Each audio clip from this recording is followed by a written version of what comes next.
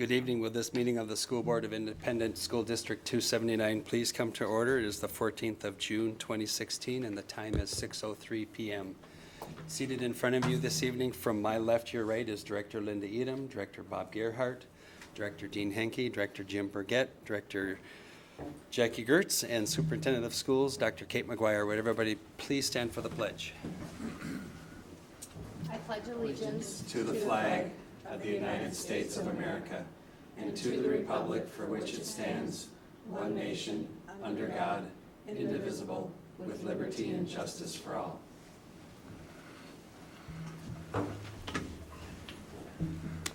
Board members, in front of you is the agenda. Are there any additions to the agenda? Hearing none, I would move to accept the agenda as printed. Do we have a second? Second. Seconded by Director Gerhardt. All those in favor, please say aye. Aye. Any opposed? Motion carries to accept the agenda as printed.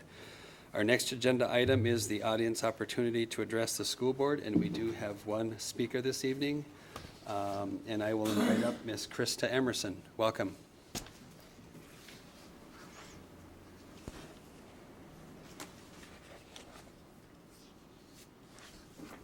I want to start by thanking you for the opportunity to address the board today regarding open enrollment for siblings in families that have existing students in the district. And I know, and I want to start with an appreciation for how complex the issue is and how many stakeholders there are and how emotional this topic can be. So just want to acknowledge that for the board and for everybody involved.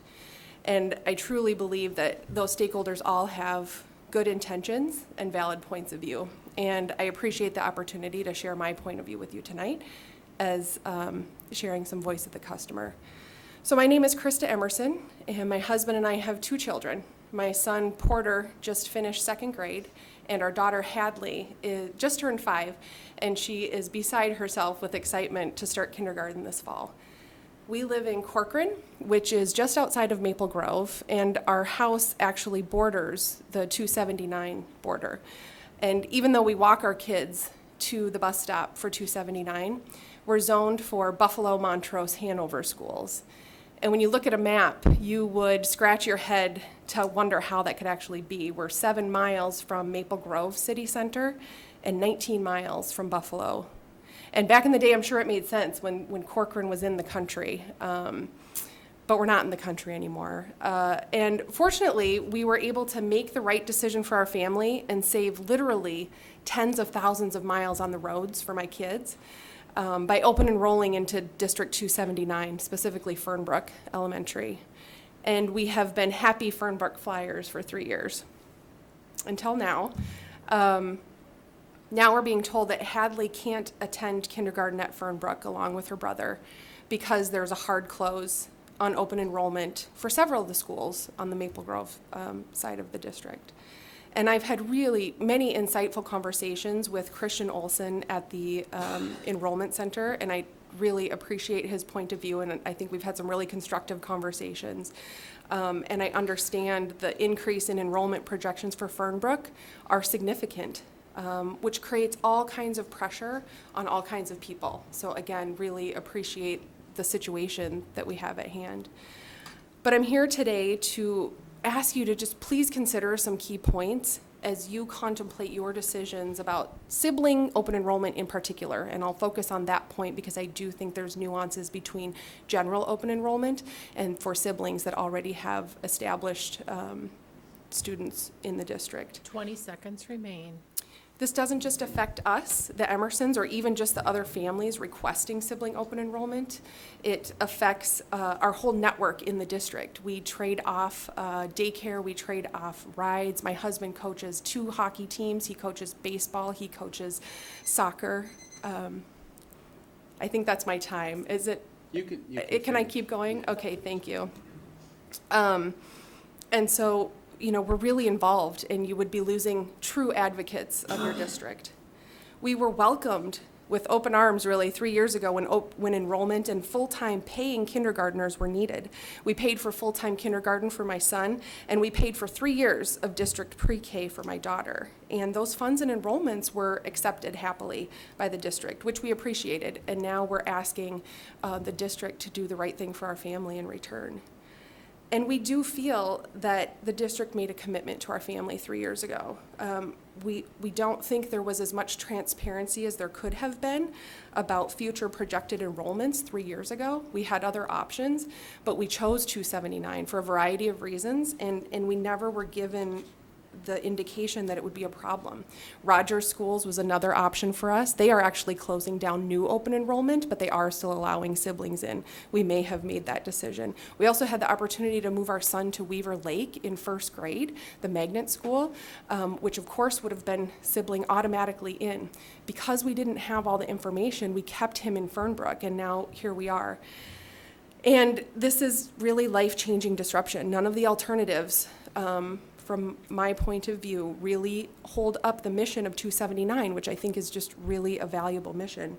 Siblings at separate schools, forcing families into real estate transactions or unnecessary transitions for students, they don't seem like viable options. And so I want to close by acknowledging the difficult situation I know this presents for you as the board and for the administration in the district. And like any parent, I truly want to maintain as small of class sizes as possible. Of course, it benefits my children as well, and create environments that fully support those little brains in learning and development. But I think there's ways to solve this that don't require disrupting the whole life of existing members of the district and of the community. Thank you. Thank you.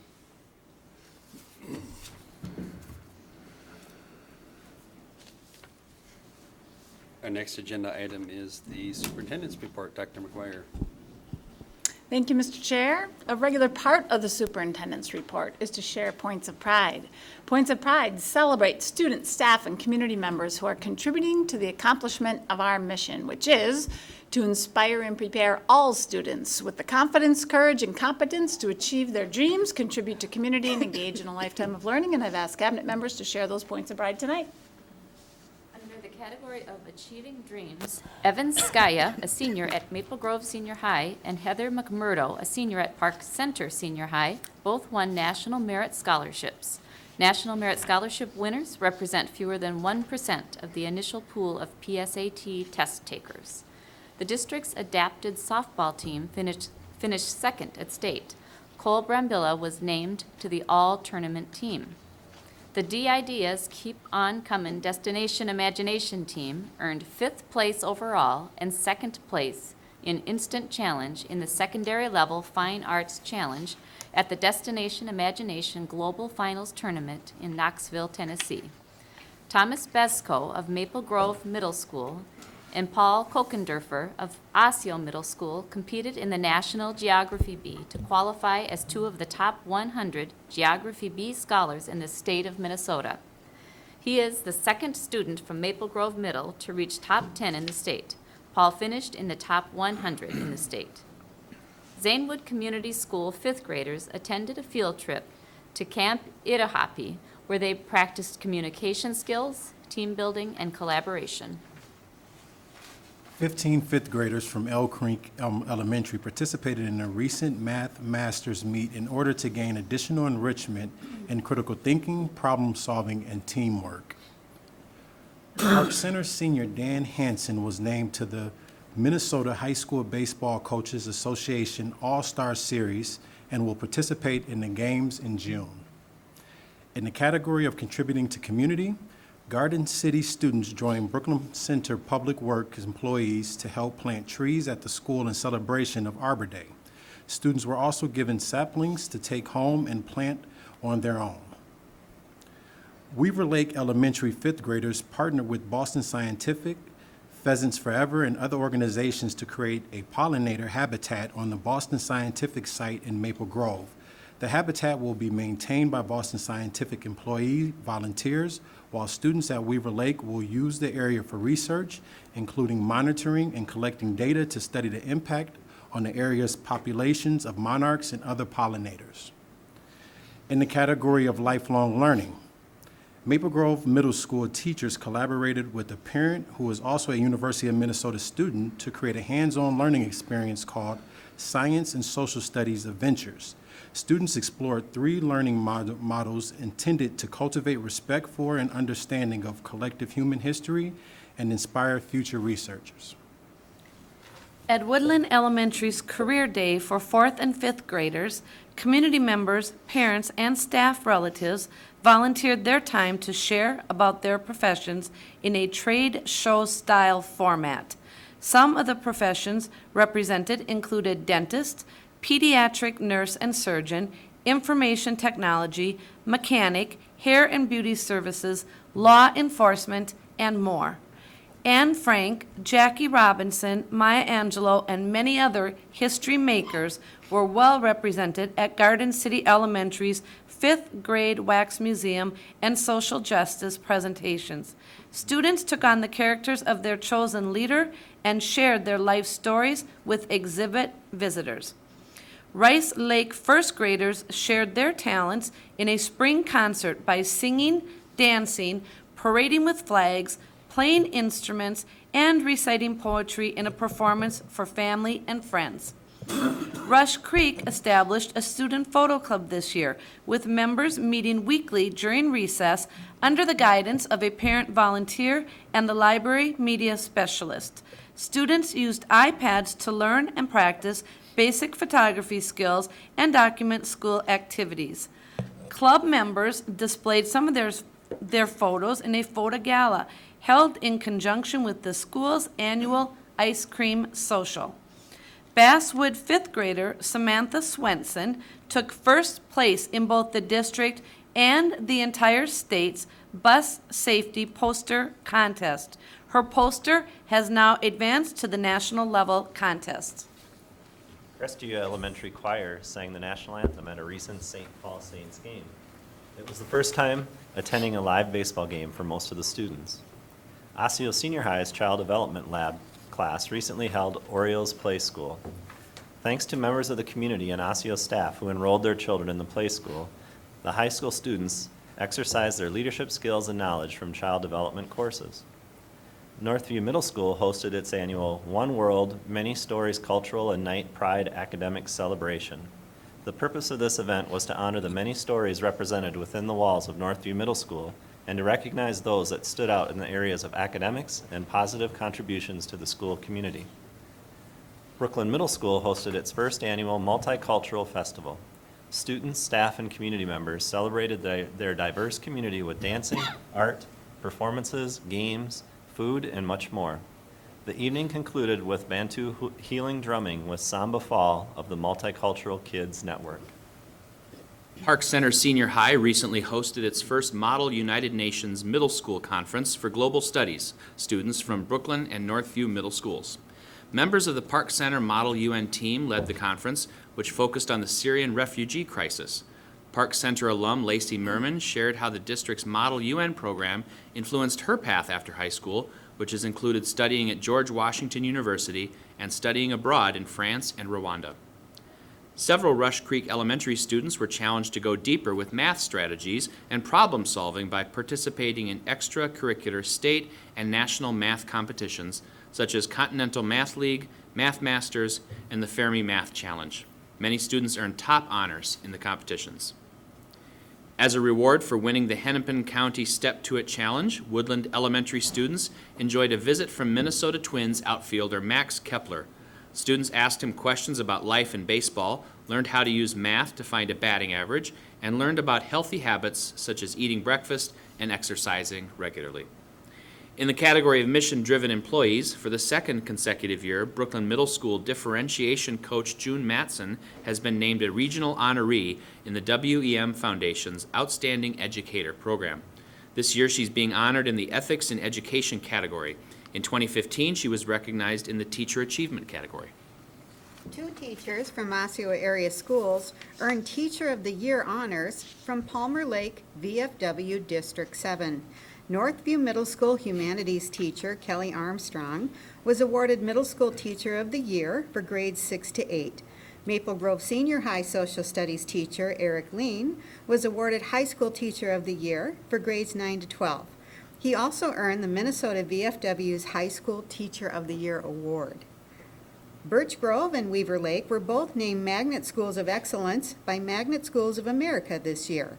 Holding and accepting the awards at the MSA conference are Birch Grove's Stephanie Vleck on the left and Weaver Lake's Carla Juten on the right.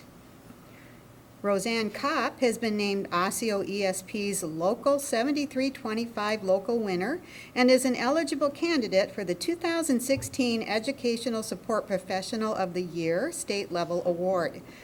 Kopp has been a special education ESP at Brooklyn Middle School for the past 28 years.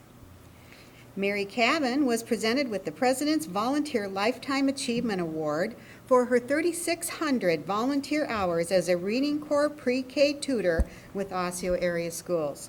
Mary spent 4 years in this role, which is a maximum allowed by AmeriCorps. The Osseo Area Learning Center's Kip Sackett was honored as a Teacher of Excellence for Best Prep, a statewide nonprofit organization with a mission to prepare students with business, career, and financial literacy skills. He was one of only 8 educators receiving this honor. Sackett is pictured with Best Prep Board member Andy Hennig of 3M. Great, thank you. Board members, one of the things that I love about this time of year is that all over the school system, we take time to celebrate the accomplishments of staff and students and the hard work of the school year. So I'm going to begin with a little celebration tonight. I'm going to begin by celebrating the approximately 1,400 seniors from all of our high schools who participated in commencement ceremonies on June 11th at Mariucci Arena.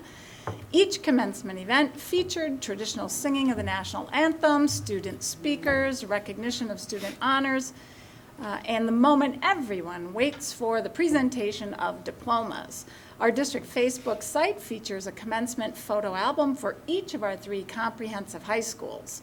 A separate ceremony was held on June 8th for students graduating from the Osseo Area Learning Center and choosing not to participate in the ceremony for the other comprehensive high schools.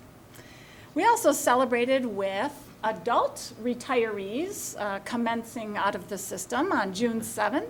We had a chance to celebrate staff members who are retiring from the school district. The school board hosted a celebration for teachers, administrators, education support professionals, custodians, nutrition services, and other staff members who were retiring. The class of 2016 retirees collectively have worked for the school district for 2,252 years. Many of this year's retirees, 65% in fact, have served the students and families of Osseo area schools for 20 or more years.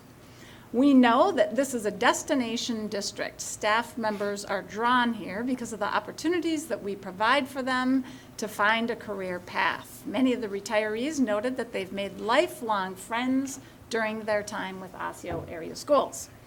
And speaking of lifelong friends, there's one right there on our next photo. I want to celebrate Assistant Superintendent Dr. Kim Riesgraff, who is retiring after 28 years of dedicated service to Osseo area schools. Kim, would you stand so that we can recognize you, please? Tonight is Kim's last formal school board meeting, and I would like to publicly acknowledge her.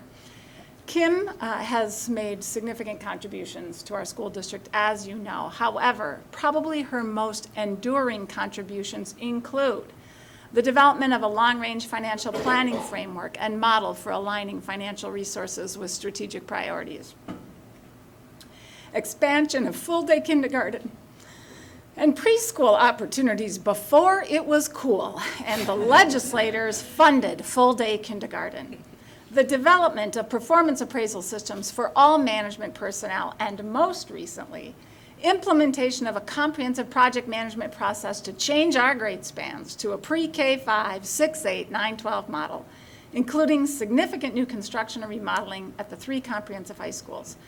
The change in grade spans is historic in nature for our school district in terms of the scope and complexity of change. The finest school leaders with whom I have been honored to serve share some common characteristics. They are technically competent. Oh, there's some more of them right there. Passionate and knowledgeable about learning and teaching, strategic about building relationships, authentic communicators, and consummate professionals. I consider Kim Riesgraff in this category of leaders.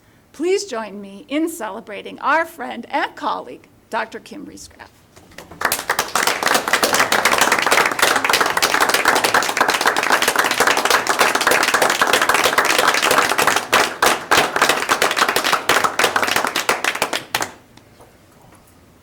Thank you. Thank you, Kate. Our next agenda item is school board reports, and we have a May 17, 2016 work session. Director Gertz. Thank you, Chair Henke. The school board on May 17, 2016, the school board discussed the long-term facility maintenance project. Long-term facilities maintenance includes deferred maintenance projects such as roof replacements, mechanical system upgrades, lighting upgrades, and parking lot repairs. The school board has discussed long-term facilities maintenance at 2 previous meetings leading up to the May 17th work session. At the January 5th work session, board members directed staff to complete a detailed prioritization and analysis of each building's deferred maintenance needs and to recommend a project and funding plan. At the April 25th work session, staff recommended a 10-year, $231.6 million plan that aggressively addresses identified deferred maintenance needs in a manner that considers the available construction season and internal staff capacity to oversee the projects. The recommendations financing plan relies primarily on local property taxes. For a typical home in the district, valued at $250,000, the tax impact is expected to be $39 per year or $3.25 per month. Board members considered the recommendation and requested further information. At the May 17th work session, staff members, along with experts from Ehlers & Associates, the district's financial advisors, and ICS Consulting, the district's project plan advisors, provided responses to school board requests for further information in 3 categories: project plan details, comparison district data, and further financial analysis. The school board discussed the information and asked further clarifying questions. At the conclusion of the meeting, the school board directed staff to proceed with the project and financing plan as recommended. Over the 3 work sessions that focused on this topic, the board learned that a safe and healthy learning environment is a key element of effective schools. The facilities that our students and staff experience every day have an important impact on teaching and learning. The school district is responsible for protecting the community's investment in district facilities, grounds, and infrastructure. While previous maintenance budgets have been intentionally held facility-related tax relative sorry, there's a lot of F's and R's in there. Taxes relatively flat, have held facility-related taxes relatively flat. There we go. Those investments have been below the average of local benchmark districts and below the national industry recommendation for school facilities. A more significant investment is necessary to protect our community's capital assets. The cost of the plan must be considered along with the cost of critical system failure and the subsequent disruption of teaching and learning. A long-term facility maintenance plan will allow the district to accelerate necessary infrastructure maintenance on items such as roofs, mechanical, electrical, and plumbing systems, flooring, parking lots, sidewalks, and building exteriors. After the 10-year plan is completed, the district will need to continue to invest about $20 million per year in deferred maintenance in order to provide reasonable protection of capital assets and to maintain a safe and healthy learning environment. The next steps will begin with board action on the 10-year long-term facility maintenance project plan this summer, followed by the implementation of the financing plan through board approval of the preliminary levy and bond sale in September and the final levy in December. Final action on the financing plan will occur in spring 2017 when the board approves the sale of bonds for projects to begin in the summer of 2017. All school board work sessions are open to the public and are audio taped. Members of the public can access audio recordings for work sessions on the district website. Thank you. And we have a June 7th, 2016 work session. I initially had Director Craig. Did we? Linda? Director Edom. Yes, thank you. The school board discussed two topics at its June 7th work session, the fiscal year 2017 budget and the superintendent's summative year-end evaluation.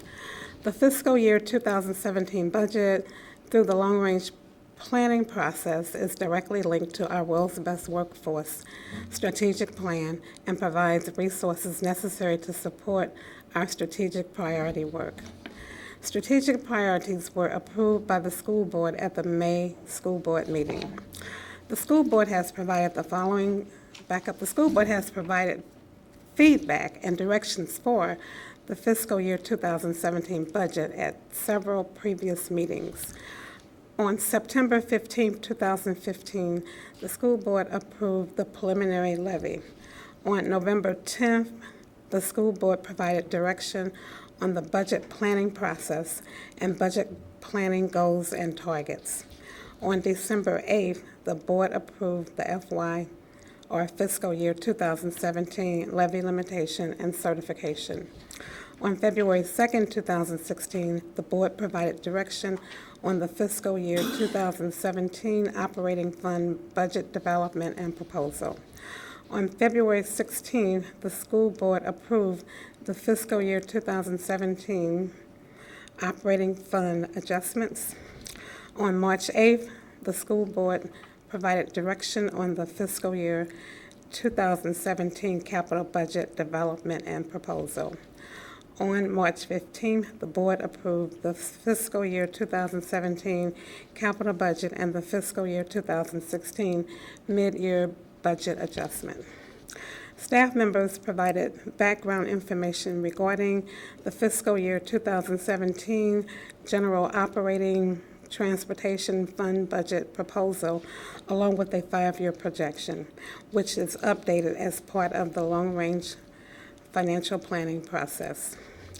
For the general operating transportation fund, revenues are up by 0.95%, and expenditures are up by 3.71% from the previous year. This results in a fund balance as a percent of expenditures of 23.57%, which meets the board's minimum requirement of 5%. This budget includes $1.5 million of expenditures added for strategic priority needs, including K-3 licensed teachers for class size reduction, ESP time to increase support for cafeteria and recess student supervision, 3 social workers to support mental health needs at the secondary level, 3 athletics, and 1 activity contract to accommodate increases in student participation, and 3 FTE in-district physical therapists to replace outside contractors, and $450,318 for targeted class size needs for the fiscal year 2017 to be allocated as needed if the projected 123 student enrollment increase occurs. The food service, community service, and capital funds, along with the 5-year projection for these funds, were also outlined. The school board has asked further clarifying questions. At the conclusion of the meeting, the school board is to prepare the budget for action at the June 14, 2016 regular school board meeting. The school board also completed the superintendent's summative year-end performance evaluation at the work session. Chair Hinkie will provide additional information about the superintendent's evaluation. All school board work sessions are open to the public and are audio taped. Members of the public can access audio recordings of work sessions on the district website. Thank you. Thank you. And our next agenda item is a summary report on the superintendent's evaluation. The board met with the superintendent on May 3rd, May 10th, and June 7th. So this is for the 2015-2016 school year. The Osseo School Board met during May and June 2016 to conduct an annual evaluation of the superintendent. The board members rated the superintendent in 6 key areas: policy and governance, planning and assessment, instructional leadership, organizational management, communications and community relations, and professionalism. Board members responded to a series of questions within each key area and were asked to rate the superintendent's performance on a scale of 1 to 5. 1 being the lowest mark, indicating unacceptable performance, and 5 being the highest mark, indicating outstanding performance. The overall score for Dr. McGuire was 4.2. This score places the superintendent's performance between very good and outstanding performance.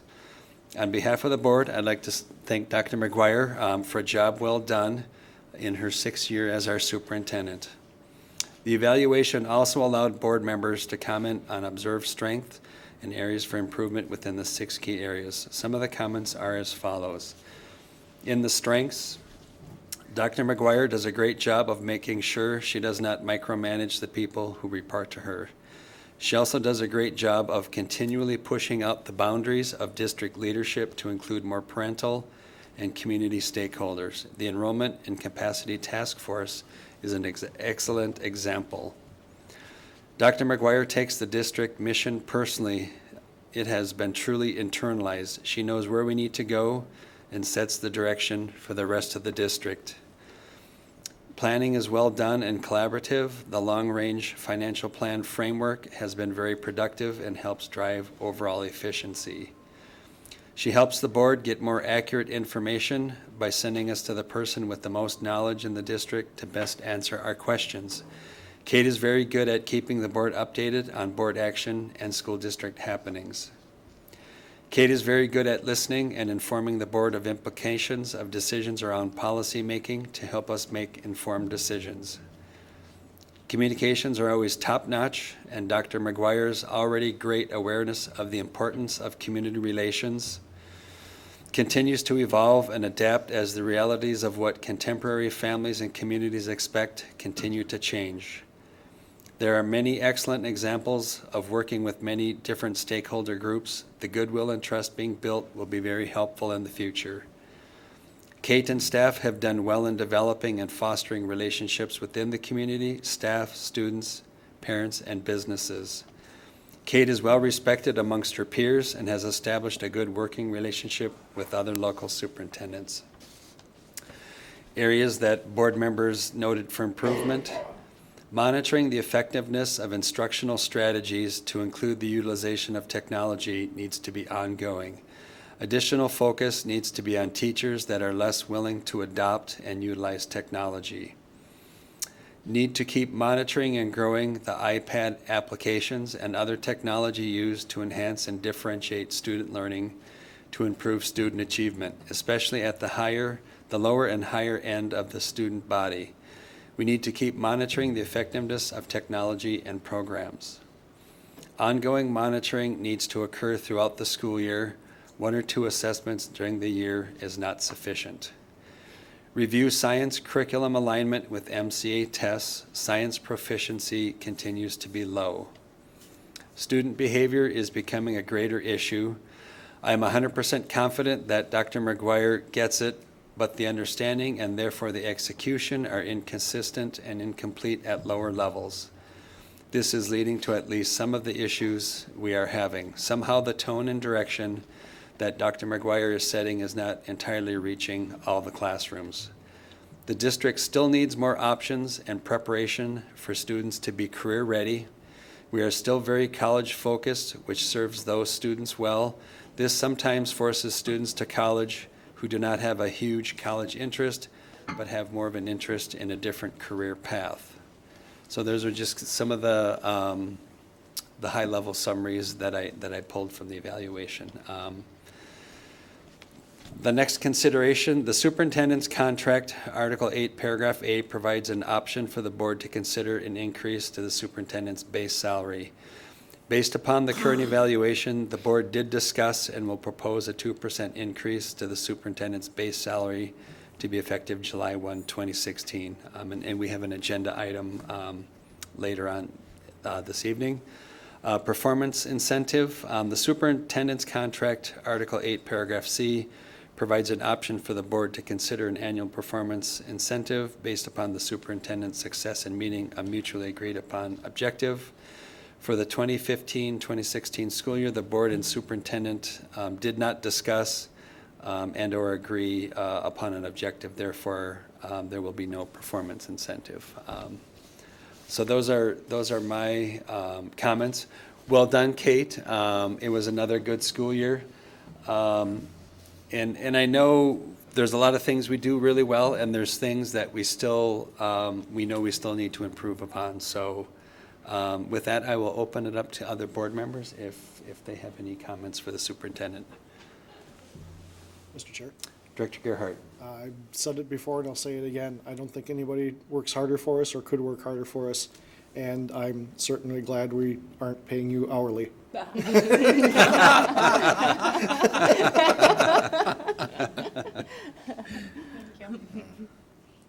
Mr. Chair, Director Burgett. I want to echo the sentiments expressed tonight, and just personally, it's always good. You lead a wonderful example to show leadership for all of us, and I think I've learned a lot from you, and will in the future, I expect as well. And I'm just glad that we're lucky enough to have you leading our district. So thank you.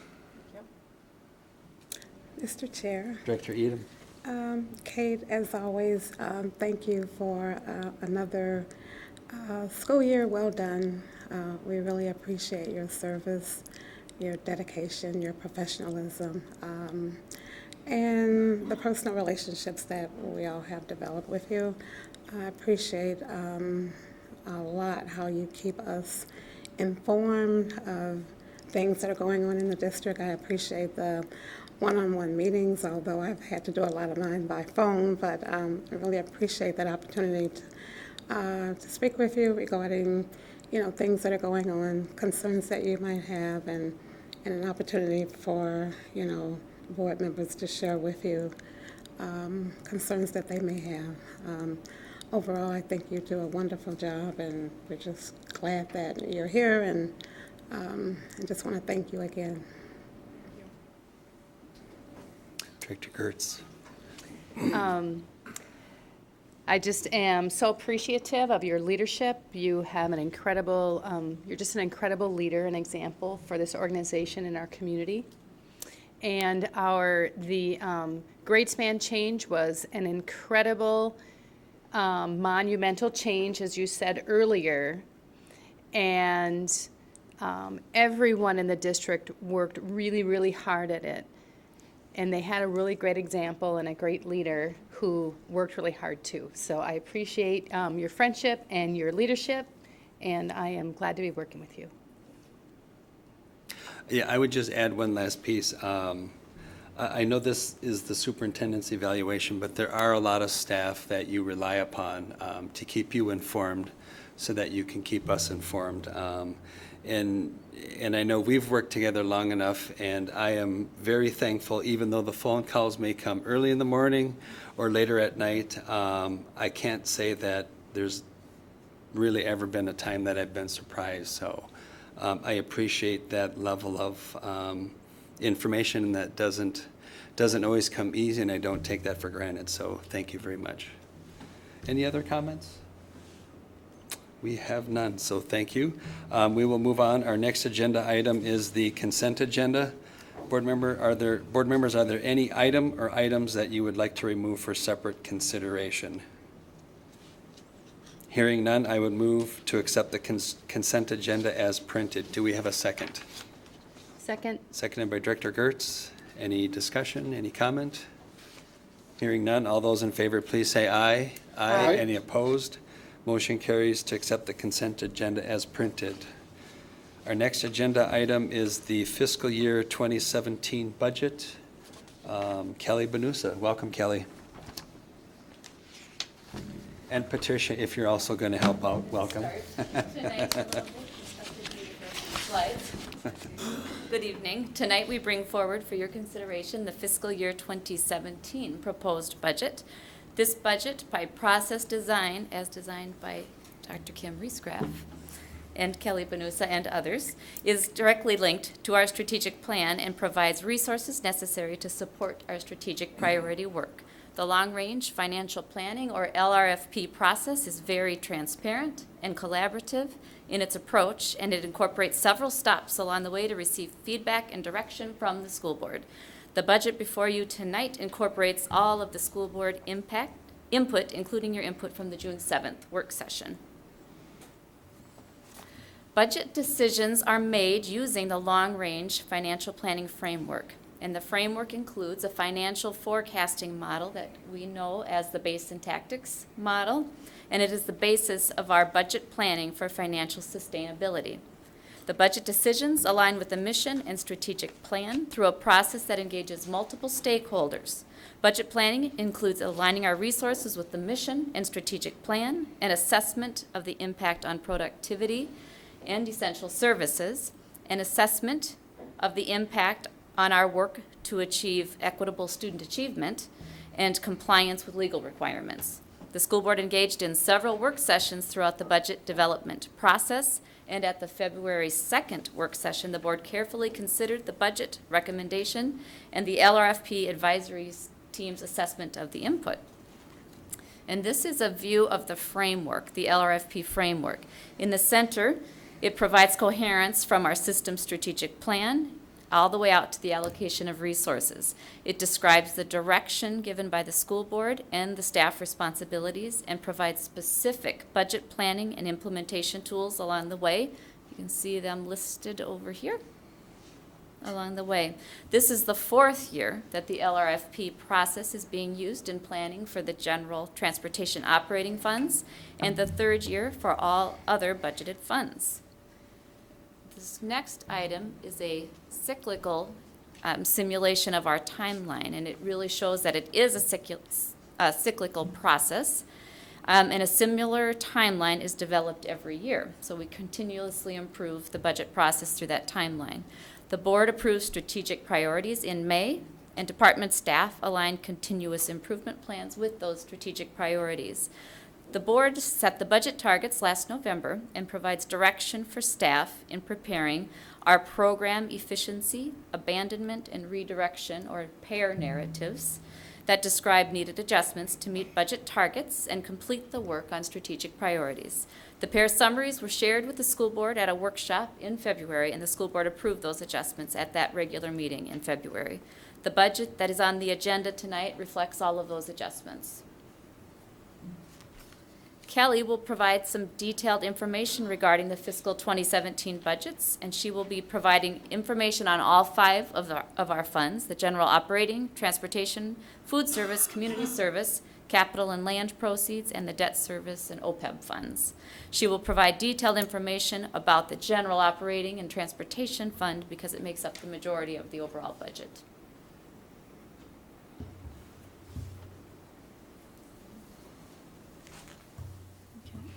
So I'll begin with the 2017 General Fund Transportation budget.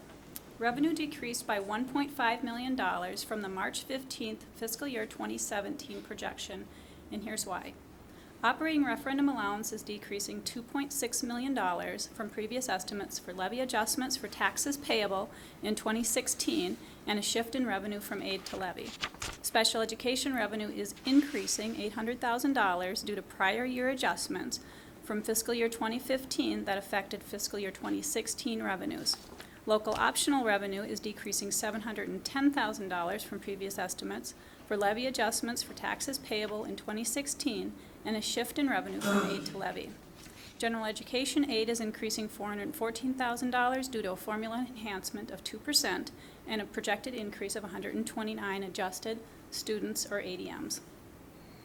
Equity revenue is increasing $382,000, and other miscellaneous revenue items are increasing $190,000.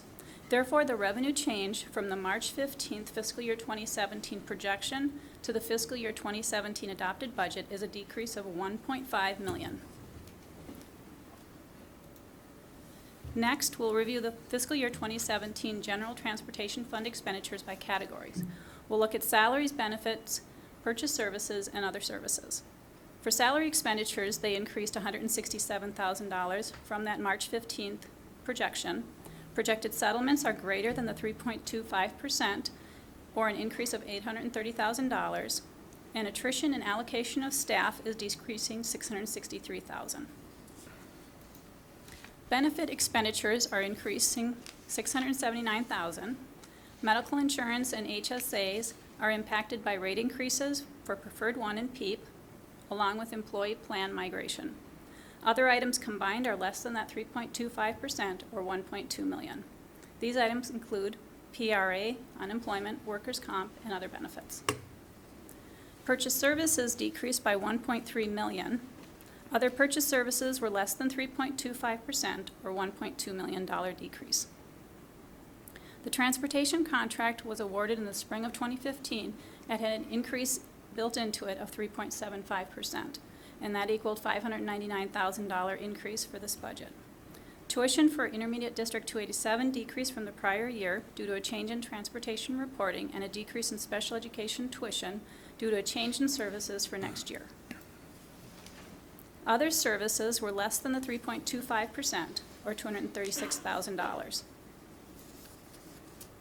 Overall, expenditures decreased by $692,000 in comparing the March 15th fiscal year 2017 expenditure projection and the February 16th board-approved adjustments of $1.7 million, which were comprised of three items: a reduction of $255,000 for all-day kindergarten and grade span changes for 2 years only, a $1.5 million addition for strategic priority needs, $450,000 for targeted class size needs for fiscal year 2017.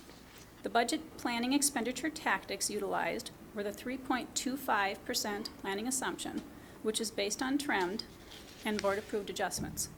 The fiscal year 2017 adopted budget expenditure change from the prior year is 3.71% and includes the board-approved adjustments.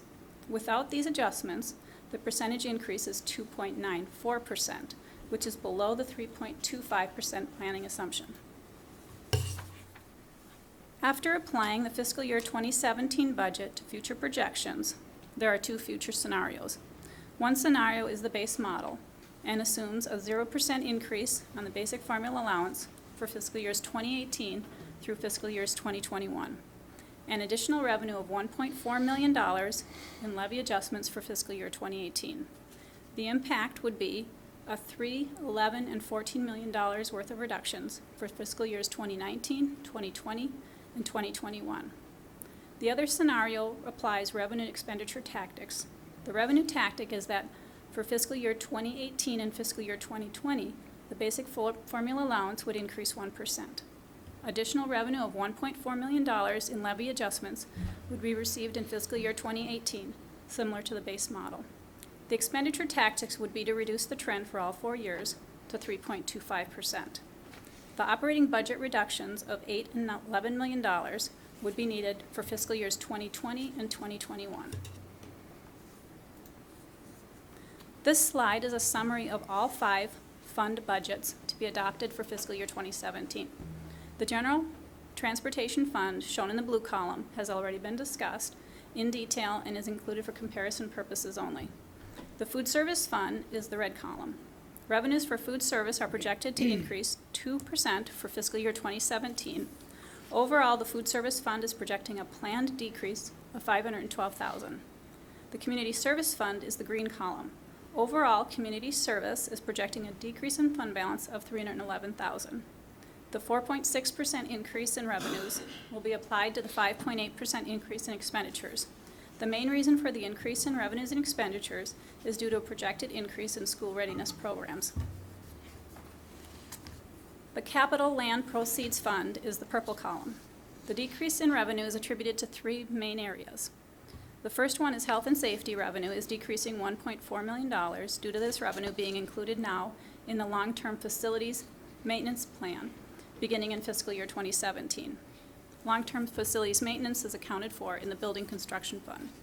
The capital technology levy is increasing $446,000 due to an increase in tax capacity for fiscal year 2017 from the fiscal 2016 amount. E-rate revenue is increasing $201,000 as part of the long-range financial planning process. as was approved by the board on March 15th. Certain technology projects are eligible to receive federal E-rate revenue. Therefore, the cost of these projects are partially reimbursed based on those federal guidelines. Those three items together, with a 2.5% decrease in expenditures, resulted in a planned net fund balance decrease of $584,000. The debt service fund is the orange column. The revenue decrease of 0.56% reflects fewer required levies for debt service payments. Fund balance is projected to be $3.7 million at June 30th, 2017. The action item tonight is the recommended adoption of the fiscal year 2017 budget for all funds. The adoption means that the budget was prepared in accordance with board direction. Sorry about that, I was thinking. Patricia and Kelly, thank you very much, and I know Cindy and Mike are here also.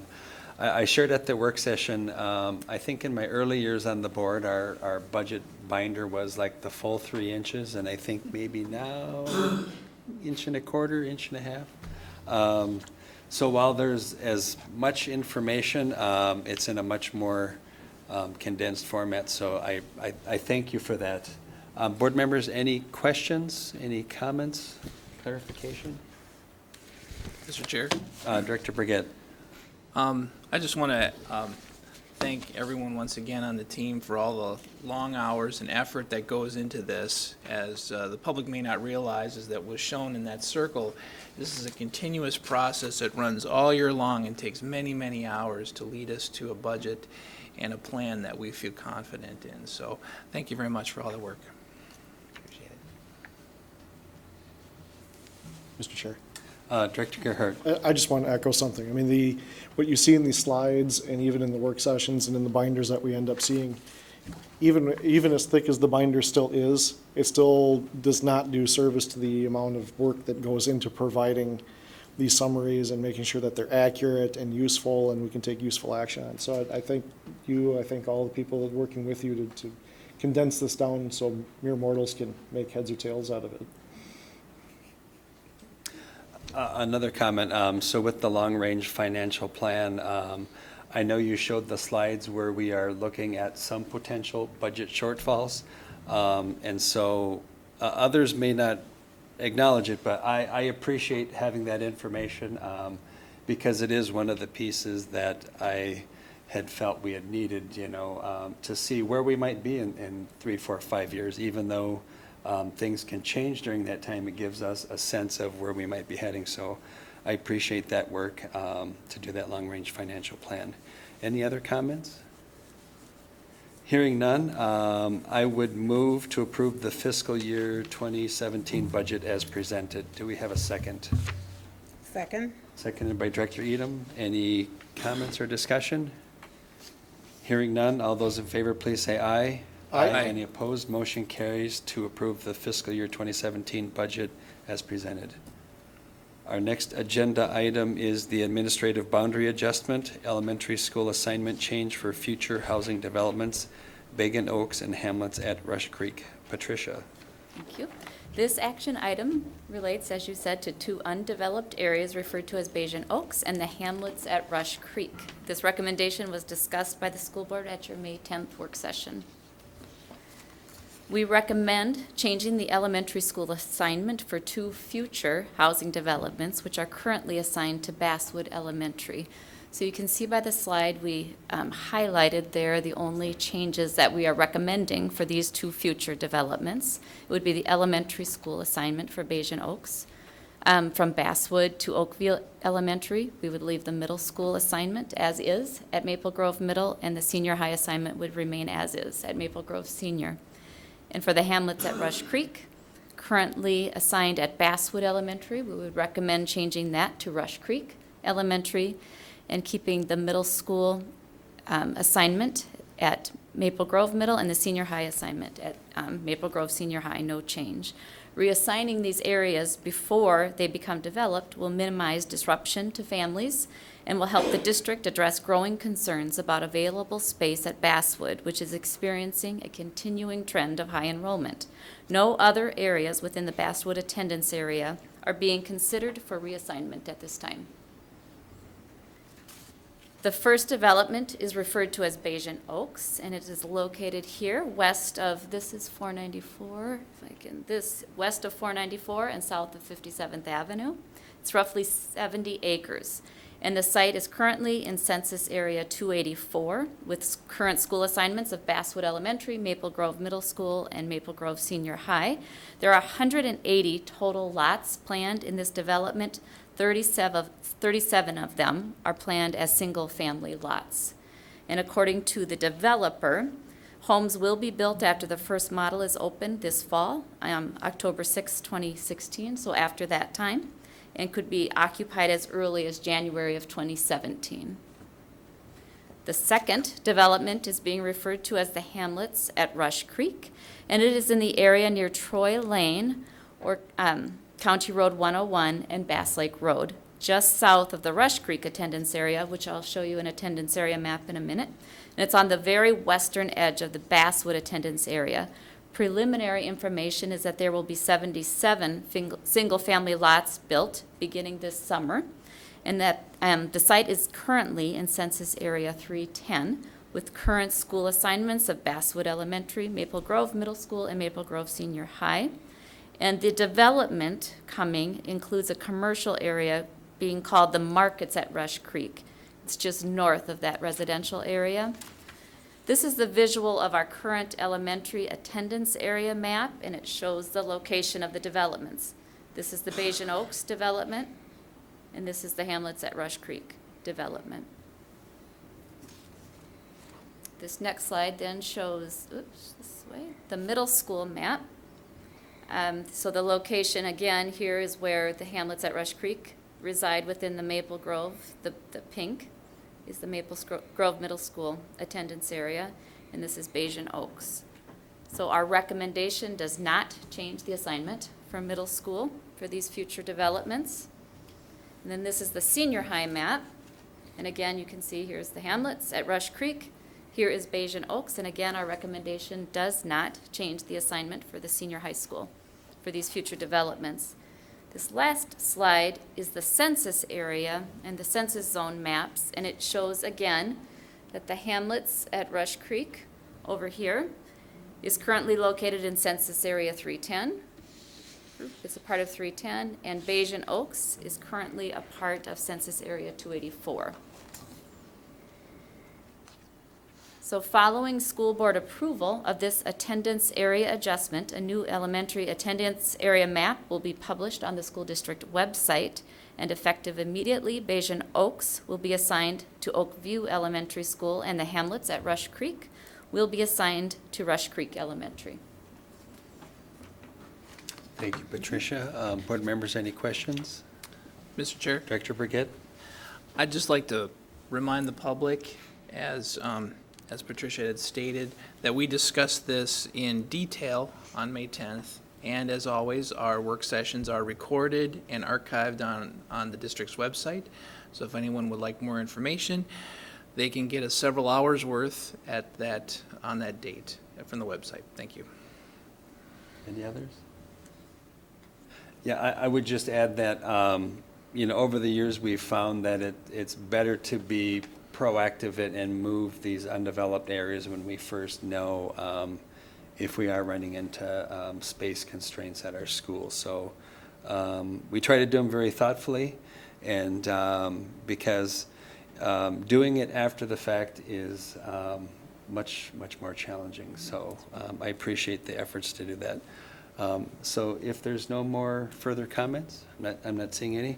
I would move to approve the administrative boundary adjustment elementary school assignment change for future housing developments, Bayesian Oaks and Hamlets at Rush Creek. Do we have a second? Second. Second by Director Gerhart. Any discussion? Hearing none, all those in favor, please say aye. Aye. Any opposed? The motion carries. Our next agenda item is a resolution relating to the approval of an addendum to the superintendent's contract by and between Independent School District 279 School Board and Dr. Kate McGuire. I know I put something in here. Let me check.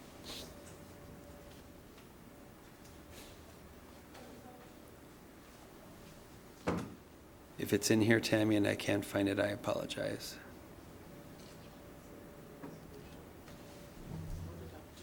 Yep. I've got it here. Oh, that's probably not the right piece.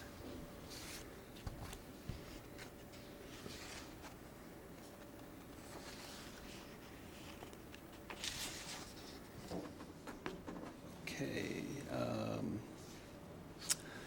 So as the board had conducted the superintendent's evaluation, they had recommended a 2% increase to the superintendent's contract. And I would move to approve a resolution relating to approval of an addendum to the superintendent contract by and between Independent School District 278 School Board and Dr. Kate McGuire. Do we have a second? Second. Seconded by Director Gertz. Any discussion? Hearing none. All those in favor, please say aye. Aye. Any opposed? The motion carries. And our next agenda item is a second reading of school board policies. Oh, you're over there already. Margaret Weston. And so this is the second reading, and so we've already had the 4-week comment period. Yes, Mr. Chair. Okay. Mr. Chair, members of the board, Superintendent McGuire, there are 3 policies listed on this evening's agenda for second reading. The policies are all existing policies with proposed amendments. The first readings of the policies were all at the May 17, 2016 meeting, and there have been no comments or proposed amendments, and no changes have been made since first reading. At least 4 weeks have passed since the first reading, and under the school board's bylaws, if approved this evening, the policies will be amended.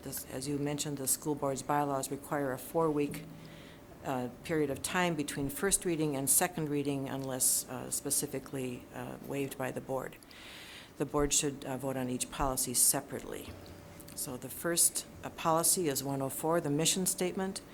The proposed amendments to this policy are updates to comply with the current goal for strategic objectives by the year 2017, and there are also recommendations for minor changes to correct style and grammar. The second policy for second reading is Policy 647, the Pledge of Allegiance. The recommended policy is based on the Minnesota School Boards Association model policy. The recommended policy provides clearer guidance on legal obligations and rights of students and staff relative to the Pledge of Allegiance and to flag etiquette. Policy number 905, advertising. This includes proposed changes to include direction to school administrators on requests from those making contributions to the schools and to the school district to include promotional messaging in communications. The proposed amendments provide guidance to school administrators on those frequent requests for promotional messages, as well as the use of advertising in school publications and on school premises. Thank you, Margaret. Board members, are there any questions on Policy 104, Policy 647, or Policy 905? We have none. Thank you, Margaret. So with that, I'll move to approve the second reading of School Board Policy 104, School District Mission Statement. Do we have a second? Second. Seconded by Director Gertz. Is there any discussion? Hearing none, all those in favor, please say aye. Aye. Any opposed? The motion carries on the second reading of Board Policy 104. The next one is I'll move to approve the second reading of School Board Policy 647, Pledge of Allegiance. Do we have a second? Second. Seconded by Director Gertz. Is there any discussion? Hearing none, all those in favor, please say aye. Aye. Any opposed? The motion carries on the second reading of School Board Policy 647. And I'll move to approve the second reading of School Board Policy 905, School Community Relations Advertising. Do we have a second? Second. Seconded by Director Gertz. Is there any discussion? Hearing none, all those in favor, please say aye. Aye. Any opposed? The motion carries on the second reading of School Board Policy 905. Our next agenda item is gifts to the district. I'll move to graciously accept gifts to the district totaling $82,347.76. Do we have a second? Second. Seconded by Director Edom. Any discussion? Hearing none, all those in favor, please say aye. Aye. Any opposed? The motion carries on gifts to the district. Our next agenda item is informational items, announcements. Director Gertz. Thank you, Chair Henke. A negotiation strategies meeting will be held on Tuesday, June 14th, 2016 at 7 p.m. in Conference Room N10 at the Educational Service Center. This meeting will be closed to the public. A policy meeting will be held on Tuesday, June 21st, 2016 at 6 p.m. in room W42 at the ESC. This meeting will be open to the public. A regular school board meeting will be held on Tuesday, July 26, 2016 at 6 p.m. in the boardroom at the ESC. This meeting will be open to the public. A negotiation strategies meeting will be held on Tuesday, July 26, 2016 at 7 p.m. in conference room N10 at the ESC, and this meeting will be closed to the public. Thank you. And our last agenda item is adjournment. Do we have a motion? So moved. Motion by Director Gerhardt. Do we have a second? Second. Second by Director Edom. All those in favor, please say aye. Aye. Motion carries. We are adjourned at 7:10 p.m. Thank you, everybody.